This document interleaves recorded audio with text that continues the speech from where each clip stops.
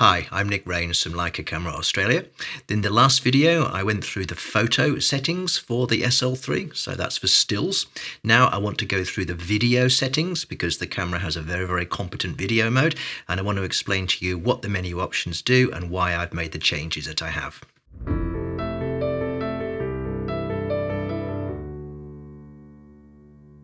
Okay, let's get to it. So, looking at the back of the camera, you will see something a little bit different, that red box, but I'll come to that in a sec. Let's have a look at the normal menu. So this is the quick menu. And you'll see some quite different numbers here, different types of numbers anyway. First of all, it says 2.2 T. Now what does that mean? That's a T stop, not an F stop.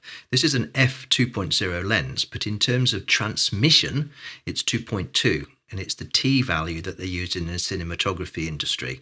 It's corrected for the light transmission through the glass of the lens from the calculated f-stop, which is the focal length of the lens divided by the physical aperture. So this is a realistic measure of how much light arrives at the back of the lens and through onto the sensor, and it's comparable to other lenses at the same T-stop. So if you change lenses during a shoot, you don't need to change the exposure. You can accurately match it. Video is much less forgiving for things like that. The next number says 180 degrees. Well, what does that mean? That's because I've got this camera set into Cine Mode, and I'll show you where to change that in a sec. And that gives me 180 degree shutter angle, which is effectively giving me a shutter speed double that of my frame rate. So a 25 frames per second clip would be shot at 1/50th of a second. This gives you a correct cinematic look with just a little bit of blur between frames, which smooths out movement. If you shoot everything at a 1,000th of a second, you get that slightly video-y look, sort of MTV look if you like, because each frame is too sharp. So 180 degrees gives me the correct shutter speed. And the important thing here is that if I change frame rates, it will keep the 180 degree setting and will change my effective shutter speed accordingly. So by changing frame rates from say 25 to 50th, I don't have to worry about also changing my shutter speed because the 180 degree angle does that for me.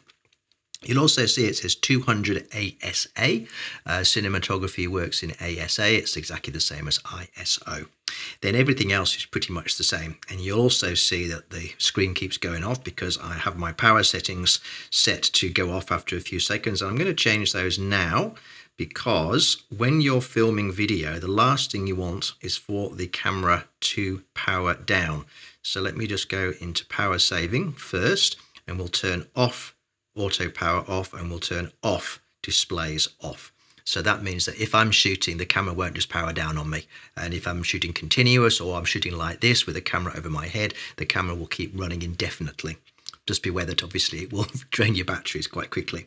All right, so let's go back to the first page of the menus and let's just see what has changed and what needs to be changed.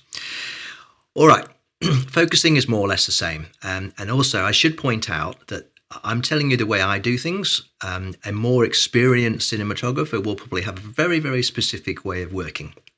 This camera offers most of those options, but I am not a qualified and highly experienced cinematographer, so I am just using the settings that work for me when I am filming my videos for Leica on location, like some clips that I recently did in India.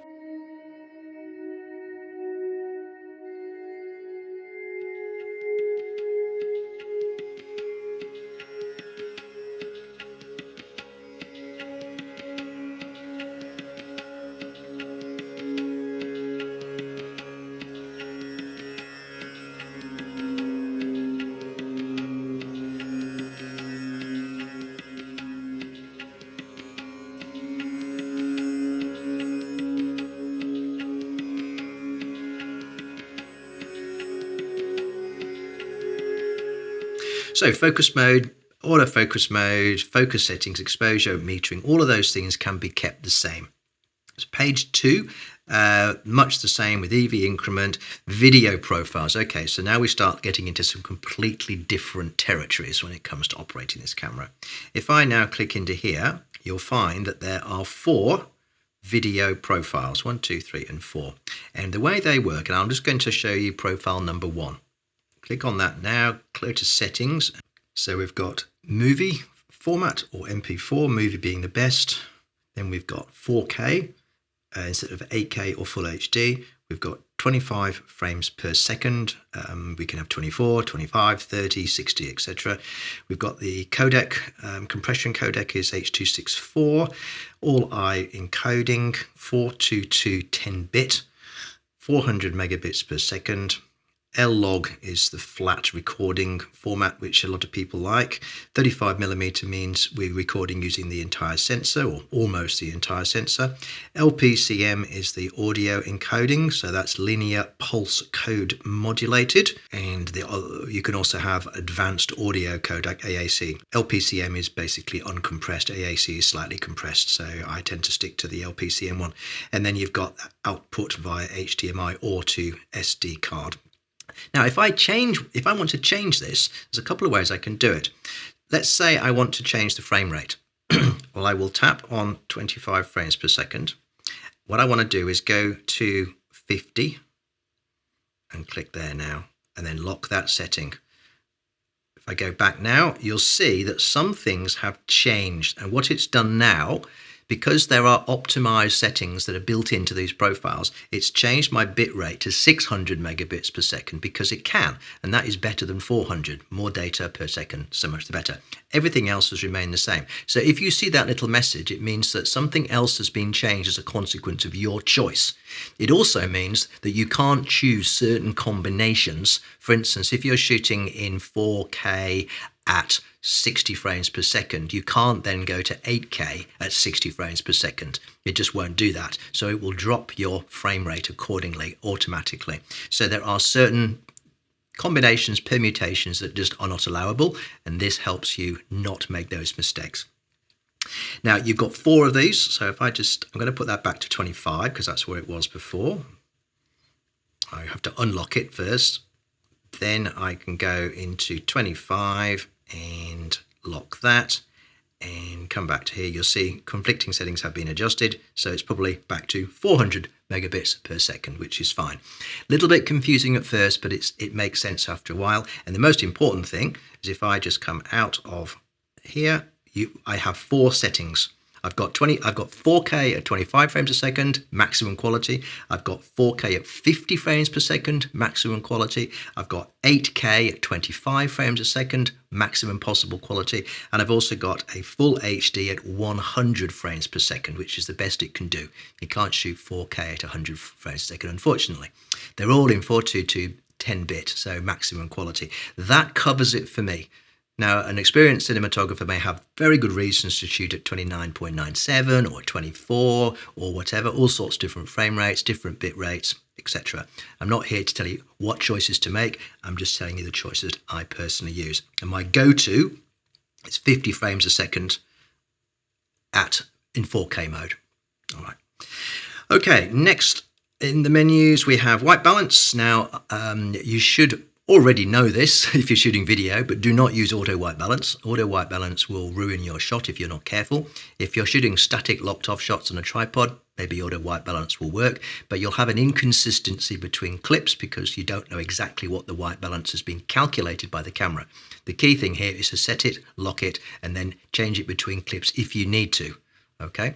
Of course, if you're panning a shot, the colors inside that shot will change and the auto white balance will recalculate, and you could end up with a completely different white balance between one end of the pan and the other end of the pan. So lock off your white balance and set it correctly. Remember, you're not shooting RAW here.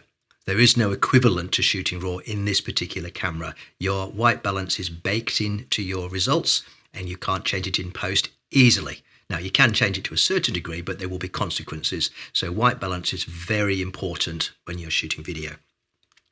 Okay, log settings. Now, this is to do with whether you're shooting straight out of camera video, hybrid log gamma, which is kind of a middle ground, or a very, very flat look, which is called log. I'm not going to explain what log is or what it's for. It's just that if you want to get the maximum quality out of your camera, that would be a setting I would recommend. All the video filming I do is done in log mode. It gives you the maximum possible editing ability later on in post. So in my log settings, they're on default. -2 sharpness because you don't want sharpening to be done in camera. You want to sharpen later. LUT profile, that's a lookup table. What that allows you to do is to override the view on the back of the camera with a lookup table, a LUT.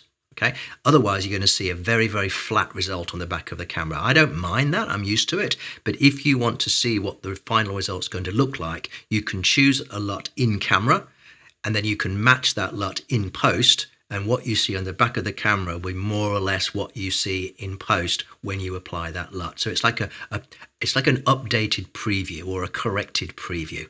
Personally, I don't use it because I'm quite happy to view the image in the very flat log mode, which you get from shooting in log mode.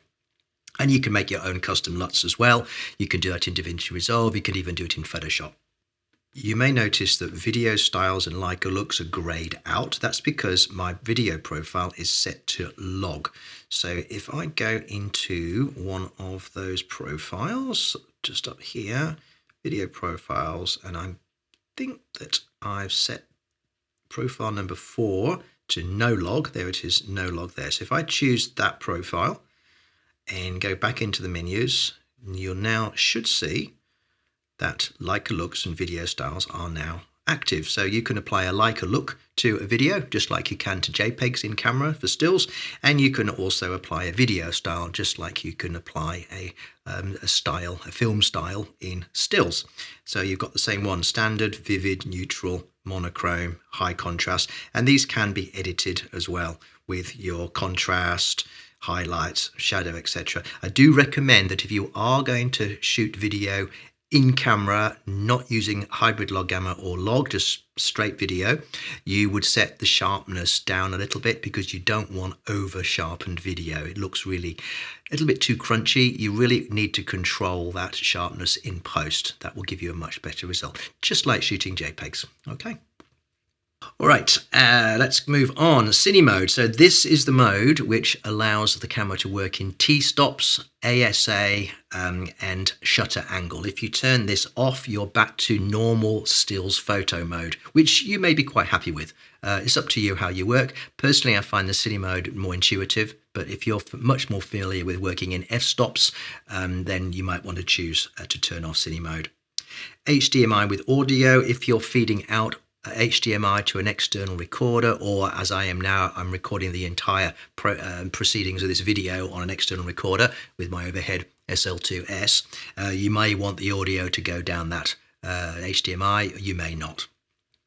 Audio itself, we have the ability to set the microphone gain, which is for the internal microphone of the camera or an external microphone connected through one of these ports here. So you will see on the screen here where I'm pointing, you'll see the levels of my voice as I am speaking right now.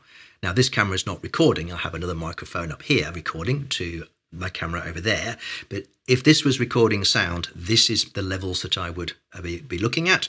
And if you go into the quick menu down the bottom here, you'll see a little microphone symbol, which is right there. And if I tap on that, here is my microphone gain setting. And if I come back to the main screen now, you'll see that as I talk, I'm just hitting into those yellows. So that's just a nice level. Okay, back to the menus. Audio, timecode. I have no need to shoot timecode. I'm not shooting on production sets or anything like that, so I have no need to turn that on. Segmented video breaks up really big videos into smaller chunks. I am going to turn that off.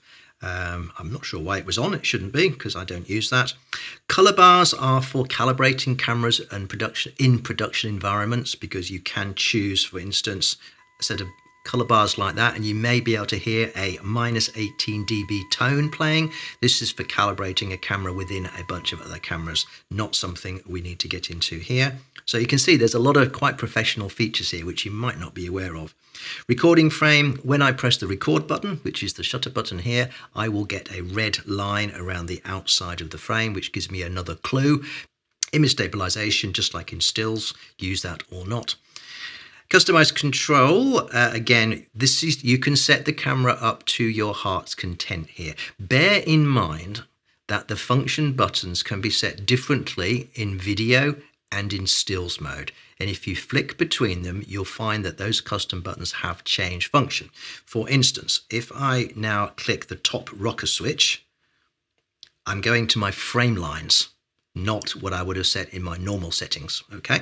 So I can either change that to be consistent, or I need to remember what my custom buttons do in video mode, because you probably want to access different menu options when you're shooting video than when you're shooting stills. So up to you how to customize that. My other video went into great detail about the custom function buttons. I don't want to do that now to show you how to do it. It'll be up to you to change it. You may want to set all the buttons the same as in photo, but you have to do it separately and then record the entire thing as a user profile. Bear in mind that user profiles, not video profiles, but user profiles record the entire state of the camera, including photo and video. So if you go and set up all of your settings and save a user profile for photo, and then go and do it for Cine or for video mode, you will need to save it again to incorporate those new settings for Cine Mode. A little bit complicated, I know, but it works well once you got your head around it. But bear in mind that custom buttons will change between photo and stills mode. Okay, back to the menus. Capture Assistance. Now, here's some really cool new things in here. Info profiles, more or less the same as you have before. Turn that one on, go into settings, info bars, top and bottom, grids, zebra. Now, zebra is a little bit like your flashing highlight that you get when you've got clipping set in photo mode. And if I go to zebra and turn it on, there is my upper limit. So basically it's the same as clipping in photo mode, it's just called zebra.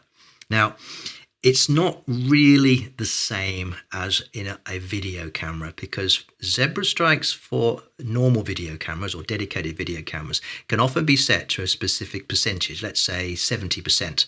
And that's where you want skin tones to sit in the exposure. So you're not looking for clipping highlights. What you're looking for is giving skin a 70% exposure. So when a face has got the zebra stripes over it, that is a correct exposure for skin tones. And that's what you're pegging in your exposure. So it's used in a different way.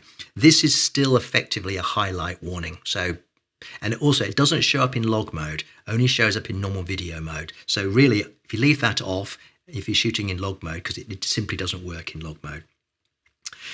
Focus peaking, same for focusing, little red overlay when something's sharp. Level gauge is the same. Histogram, now this has changed. You can have your luminance histogram, which is what you would expect to see in photo mode, but you also have the waveform monitor, which if I turn on now, you'll see, I'm just going to make it a bit bigger. What this does is it shows you it's a little bit like a histogram, but it shows you the exposure across the frame from left to right. So you'll see highlights and shadows across the frame.